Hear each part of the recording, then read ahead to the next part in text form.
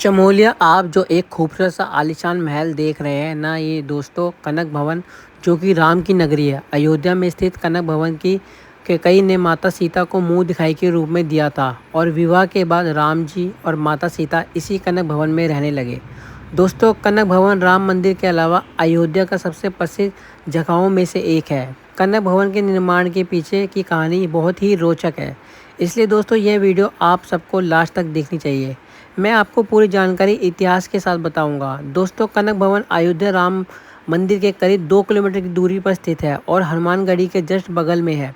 अगर आप हनुमानगढ़ी आते हैं तो कनक भवन आप जो है सिर्फ पैदल जो 200 मीटर की दूरी पे है। तो आप कनक भवन जाएंगे तो उसके बगल में ही दशरथ महल भी है। दोस्तों मर्यादा पुरुषोत्तम भगवान श्री राम की नगरी अयोध्या को भारत ही नहीं संपूर्ण विश्व में बसे हिंदुओं के लिए एक पवित्र जो है स्थान माना जाता है।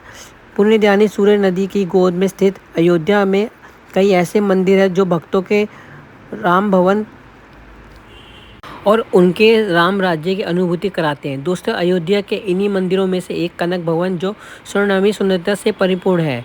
इस मंदिर की विशेषता है कि इसकी संरचना जो एक विशाल महल की तरह कहा जाता है कि यह मंदिर एक महल ही था जिसे दशरथ जी ने अपनी पत्नी रानी के कैकेयी के कहने पर देवताओं के शिल्पकारों विश्वकर्मा जी से बनवाया था। दोस्तों माता सीता के विवाह के बाद भगवान राम के मन में विचार आया कि मिथिले से महाराज जनक के वैभव को छोड़कर आने के वाली सीता के अयोध्या में भी एक दिव्य महल होना चाहिए। भगवान राम के मन में यह विचार आते ही अयोध्या में रानी कैकेयी और स्वर्ण महल दिखाई दिया। इसके बाद रानी के कई कहने पर महाराज दशरथ ने अपने स्वरूप के अनुसार एक सुंदर महल बनाने की इच्छा जाहिर की।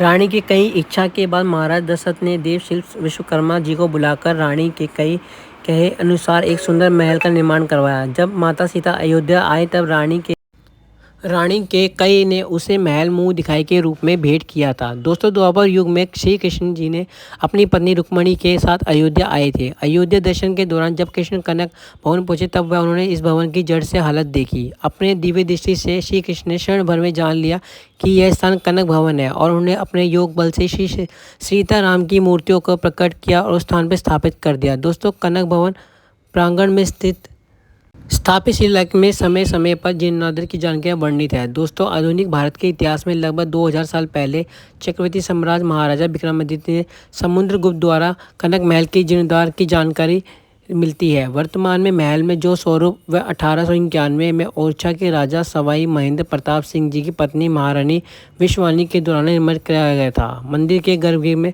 भगवान श्री राम, माता सीता और राम लक्ष्मण भरत शत्रुघ्न ये सभी की मूर्तियां विराजमान है। भगवान राम और माता सीता ने स्वर्ण मुकुट पहन रखे हैं। मंदिर की विशेषता यह है कि मंदिर आज भी एक विशाल और अति सुंदर महल के सम्मानित प्रतीत होता है। मंदिर का एक विशाल आंगन है उसकी सुंदरता को और बढ़ा देता है। मंदिर का एक एक कोना वैभव और संपूर्ण की कहानी कहता है। दोस्तों आज भी साधु संत और भगवान राम के भक्त विश्वास रखते हैं। दोस्तों कहते हैं मंदिर के प्रांगण में बैठे किसी भी प्रकार की कोई चिंता मन में नहीं रह जाती और व्यक्ति अपने दुखों को भूलकर माँ श्री राम के चरणों में खो जाता है। दोस्तों आपको ये मेरी वीडियो कैसी लगी? अगर आपको मेरी वीडियो अच्छी लगी तो प्लीज़ मेरे चैनल को लाइक एंड सब्सक्राइब करें और मेरे चैनल से जुड़े रहें। अच्छी अच्छी वीडियो देखने के लिए मेरे चैनल से जुड़े, प्लीज़ लाइक एंड सब्सक्राइब जरूर।